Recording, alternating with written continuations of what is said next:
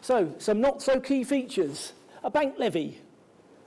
I can't work out, because I'm too stupid, whether banks will benefit more from the reduction in corporation tax than they have to pay in the levy. But I suspect it's a close-run thing. But the bank levy, they say, will raise a few billion pounds. Initially, it's going to be at 0.04% on the bank's balance sheet value, rising to 0.07%. Few things there that you can't possibly be interested in unless you're a foster or a carer. There was pages and pages of blurb about fosters and carers. Furnished holiday lettings were to be abolished because they were held to be incompatible with our EU treaty obligations.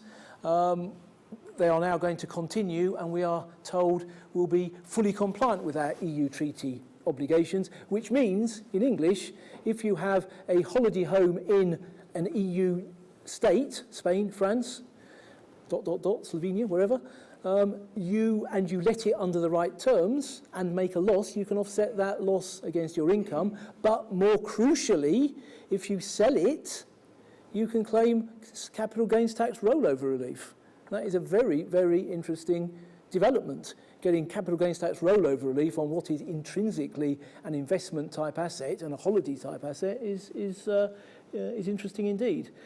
Some changes to enforcement powers. We get these all the time. Every announcement, there's always more changes to enforcement powers. These look particularly nasty, I have to say, because they are addressed at quarterly type returns that are relevant for indirect tax purposes. What does that mean in English? VAT returns. And returns to do with, I don't know, insurance premium tax and aggregates levy and all that lot.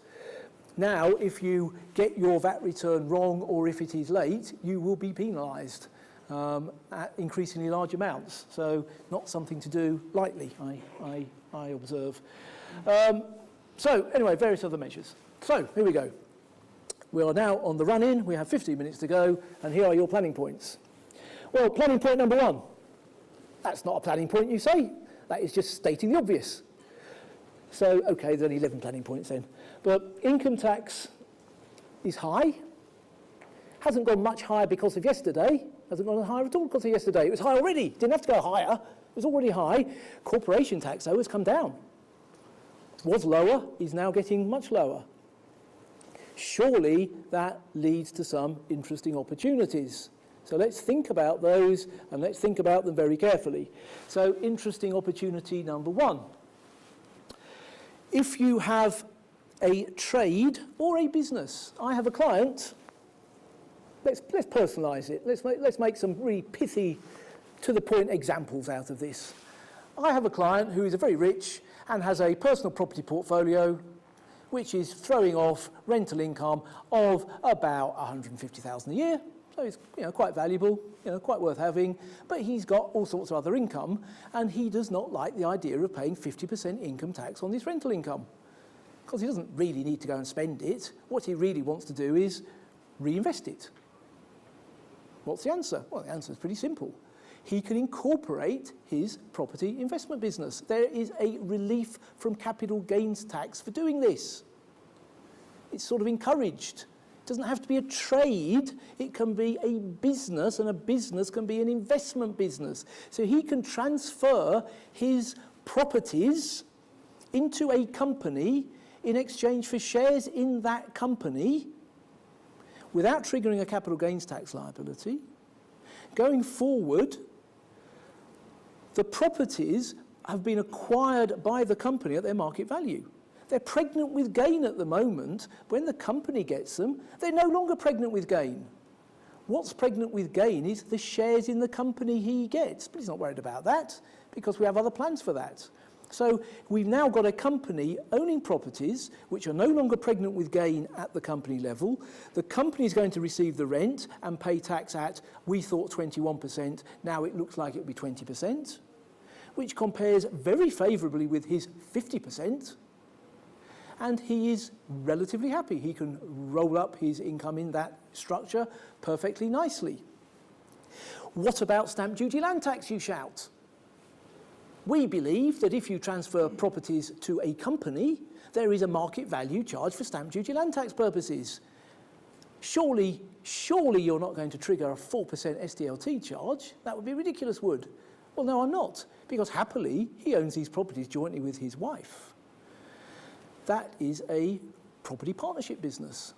And if a partnership transfers assets either to a partner or someone connected with a partner, there is an exemption from stamp duty land tax. So fantastic. We get within the stamp duty land tax exemption, we get the assets into the company without triggering capital gains tax, and going forward we roll up our income at much lower rates. Perfect, we'll do it. That's a nice easy one. If you've got that situation, think about it.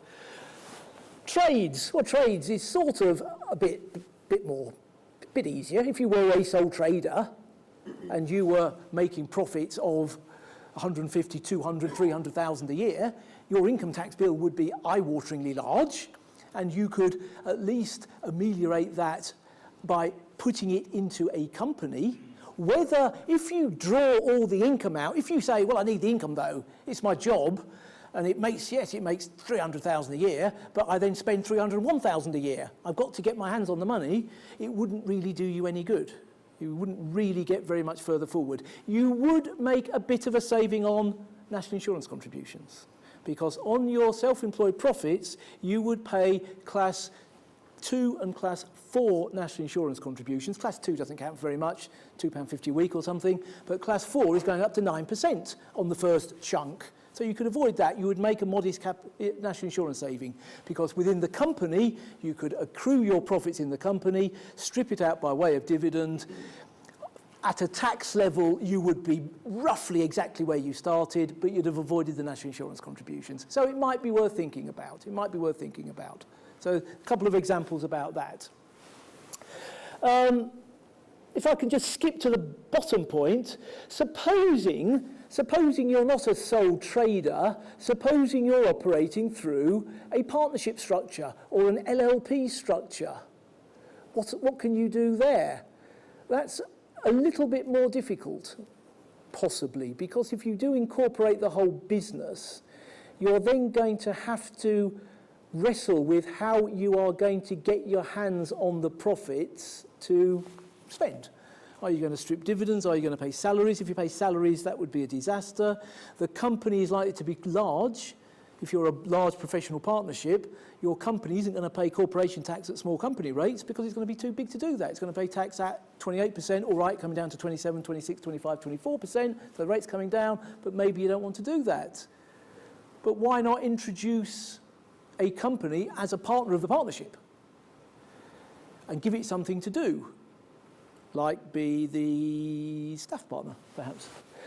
And then at the end of the year, congratulate it on how fabulously it's done in this regard and give it a profit share. That profit share, you can then accumulate profits within your partnership structure at corporate rates, 21% maybe, 20% maybe. And what do you do with it? Well, you replace your partner's capital, which is human being capital that real people have put in, either by borrowing or by begging or by stealing or by just not drawing their profits out. You replace that with corporate profits, which have been taxed only at 20%. So human beings draw money out. They're not taxed on what they draw out, they're only taxed on the profit share they're allocated. And the profit share that's diverted to the company saves them tax at 51%. My God, 51%, and suffers tax at the company at 20%. So that's a good idea.